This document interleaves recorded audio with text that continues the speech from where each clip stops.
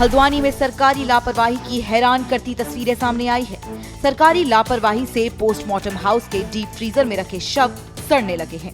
मामले का खुलासा तब हुआ जब शिनाख्त के लिए पहुंचे मृतकों के परिजनों को दुर्गंध आई और उन्होंने हंगामा मचाना शुरू किया।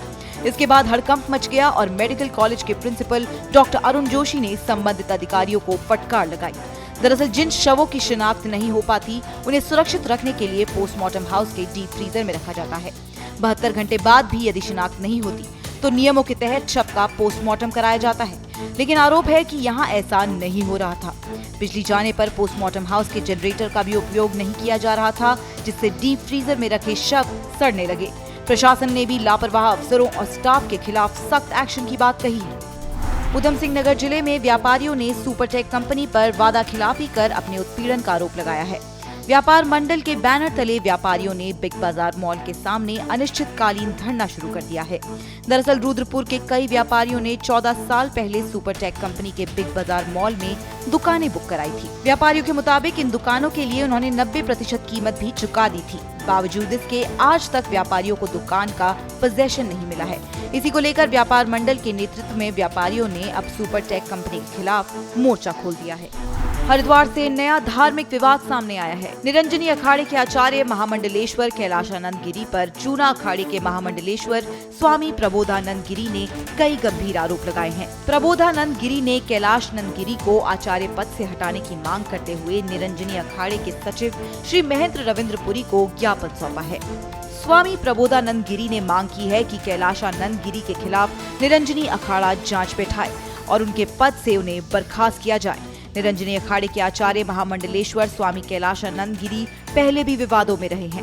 हाल ही में वो दिल्ली में केदारनाथ के प्रतीकात्मक मंदिर के शिलान्यास कार्यक्रम में भी पहुंचे थे। प्रबोधानंद गिरी आरोप लगा रहे हैं कि स्वामी कैलाशानंद संपत्ति हड़पने और संत की हत्या जैसे मामलों में लिप्त रहे हैं। ऐसे में उनका निरंजनी अखाड़े के आचार्य पद पर बने रहना सनातन धर्म के लिए हानिकारक होगा। आचार्य महामंडलेश्वर स्वामी कैलाशानंद गिरी जी महाराज पिछले वर्षों से लगातार सनातन संस्कृति के खिलाफ काम कर रहे हैं। उन्होंने दिल्ली में अभी केदारनाथ धाम की उद्घाटन करा और वो आए दिन कहते रहते हैं आजम खां एक देश का बड़ा जिहादी है जो भारत माता को डायन माता कहता है। वो कहते हैं उनके वो पिताजी है और आए दिन उनके अखबारों में आपराधिक मामले आते रहते हैं। कभी आश्रम को कब्जा करने के मामले हैं तो कभी और क्राइम के मामले हैं। तो ये आचार्य महामंडलेश्वर के लिए पद के लिए शोभा नहीं देता और इसीलिए मैंने निरंजनी पीठाधीश्वर के खिलाफ ज्ञापन इसलिए दिया है कि श्री रविंद्रपुरी जी महाराज तत्काल उनको निष्कासित करें। देखिए, आपने देखा होगा, मैंने इससे पूर्व भी महाराज जी को कहा था कि आपके ऊपर जो आरोप लगते रहते हैं आप इसका खंडन क्यों नहीं करते हैं। तो महाराज श्री ने मुझे एक ही उत्तर दिया कि मैं किसी के बारे में बुरा नहीं कह सकता, मैं किसी की निंदा नहीं कर सकता, लोग मुझे कुछ भी कहें, कहने दो। अब मैं क्या समझूं, उनको क्या कहूं। महाराज को वो कुछ मन के भी बहुत निर्मल है। तो ये सब चीज़ें देख के मैंने उनको कहा था भाई जब भी आपने कोई आरोप लगता है तो उसका उत्तर देना अति आवश्यक है, नहीं तो लोग समझते भाई आप चुप क्यों है। रुड़की में कोतवाली से चंद कदमों की दूरी पर खड़ी मोटरसाइकिल पर चोर ने हाथ साफ कर दिया। चोरी की वारदात पास ही लगे सीसीटीवी कैमरे में कैद हो गई। सीसीटीवी फुटेज में साफ दिख रहा है कि चोर आता है, बाइक उठाता है, बाइक को कुछ दूर पैदल लेकर जाता है, फिर बाइक स्टार्ट कर रफू चक्कर हो जाता है। मोटरसाइकिल के मालिक की तहरीर के आधार पर पुलिस ने मुकदमा दर्ज करते हुए अज्ञात चोर की तलाश शुरू कर दी है। हरिद्वार में कांवड़ मेला और कांवड़ियों की उमड़ रही भारी भीड़ को देखते हुए जिला प्रशासन ने पहले से 12वीं क्लास तक के सारे सरकारी और प्राइवेट स्कूलों को बंद रखने के आदेश दिए हैं। स्कूल 27 जुलाई से 2 अगस्त तक बंद रहेंगे। हरिद्वार के डीएम धीरज सिंह गर्बियाल ने कहा कि यदि कोई भी स्कूल आदेश के बाद भी खुला पाया गया तो उस पर कार्रवाई की जाएगी। हरिद्वार में गंगा जल लाने के लिए शिव भक्तों की भारी भीड़ पहुंच रही है। आने वाले दिनों में कांवड़ियों की भीड़ और ज्यादा बढ़ने का अनुमान है। इसी को ध्यान में रखते हुए जिला प्रशासन ने ये फैसला लिया है। बच्चों और कांवड़ियों के अलावा दूसरे लोगों को भी ट्रैफिक जाम जैसी समस्याओं का सामना ना करना पड़े, इसके लिए रूट मैप भी तैयार कर लिया गया है।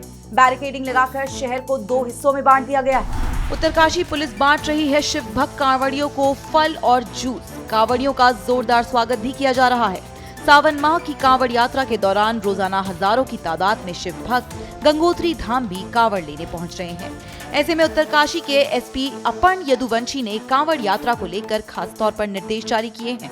कांवड़ियों के लिए जगह जगह पर भोजन, फलाहार और जूस बांटने के इंतजाम किए गए हैं। मौसम बिगड़ने पर कांवड़ियों को सावधानी से यात्रा करने की सलाह भी दी जा रही है। दिल्ली में केदारनाथ मंदिर बनाने के बाद शुरू हुए विवाद के बाद कांग्रेस ने अपनी केदारनाथ बचाओ यात्रा शुरू कर दी है। यात्रा की शुरुआत हरिद्वार में हर की पैड़ी से की गई। गंगा पूजन के साथ यात्रा की शुरुआत के मौके पर पूर्व सीएम हरीश रावत, कांग्रेस प्रदेश अध्यक्ष करण माहरा, नेता प्रतिपक्ष यशपाल आर्य और प्रीतम सिंह समेत कांग्रेस के सभी विधायक मौजूद रहे। हरिद्वार से शुरू हुई कांग्रेस की ये 15 दिन की पैदल यात्रा विभिन्न पड़ावों से होकर गुजरेगी, जिसमें कांग्रेस के सारे नेता और कार्यकर्ता सम्मिलित होंगे। यात्रा केदारनाथ में समाप्त होगी। यात्रा के दौरान जगह जगह पर जनसभाओं का आयोजन होगा। कांग्रेस केदारनाथ बचाओ यात्रा के जरिए केदारनाथ धाम के बाजारीकरण का विरोध कर रही है। कांग्रेस नेताओं ने केदारनाथ के नाम पर दिल्ली में धाम बनाने वालों के खिलाफ एफआईआर दर्ज कर कार्रवाई करने की भी मांग की। केदारनाथ की जिस प्रकार से उपेक्षा हुई है, उस क्षेत्र के विकास की जिस तरीके से उपेक्षा हुई है, वहाँ के रीति परंपराओं आदि को जिस तरीके से समाप्त किया गया है और उससे लोग उसके खिलाफ हमारी ये यात्रा है। जहाँ केदारनाथ में वो ज्योतिर्लिंग है जो सतयुग का है, सबसे पुराना ज्योतिर्लिंग है, वहाँ का व्यवसायीकरण होगा तो उसका हम विरोध करेंगे। और मैं चाहता हूँ कि जो पार्टी धर्म के नाम से नफरत फैला रही है, वोटों की राजनीति कर रही है, ध्रुवीकरण की राजनीति करती है, उसको मैं लोगों तक एक्सपोज करूँ।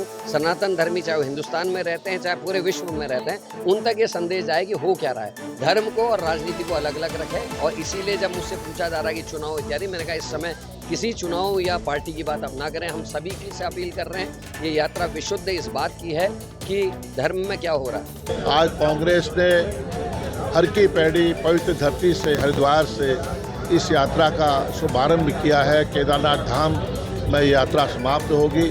हम पद यात्राएँ करेंगे और पूरे प्रदेश के जनमानस को ये संदेश देना चाहते हैं कि भारतीय जनता पार्टी की कथनी और करनी में क्या फर्क है। मसूरी में लोगों को डेंगू से बचाने के लिए डेंगू की रोकथाम और नियंत्रण को लेकर एसडीएम दीपक सैनी ने अफसरों के साथ बैठक की।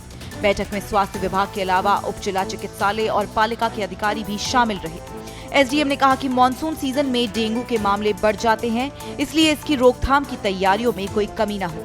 एसडीएम के निर्देश पर उप जिला चिकित्सालय में डेंगू वार्ड तैयार किया गया है। बेड, आइसोलेशन वार्ड के अलावा जरूरी दवाएं भी उपलब्ध है। डॉक्टरों की नियुक्ति भी की गई है।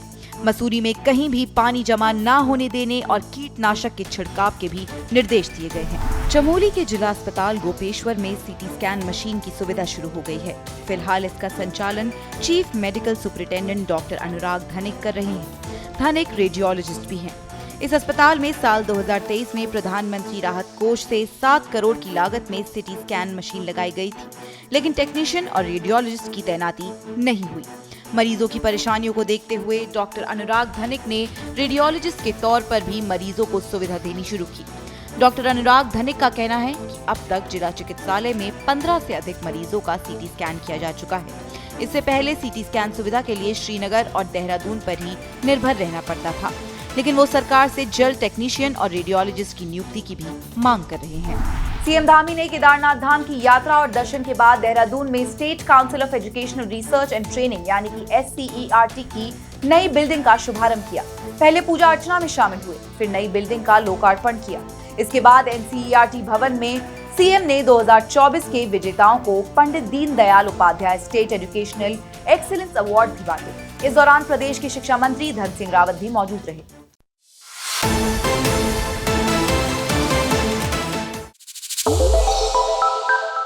श्रेष्ठ उत्तराखंड पर खबरों से जुड़े रहने के लिए चैनल को सब्सक्राइब और लाइक करें, बेल आइकन दबाएं और देखते रहें श्रेष्ठ उत्तराखंड।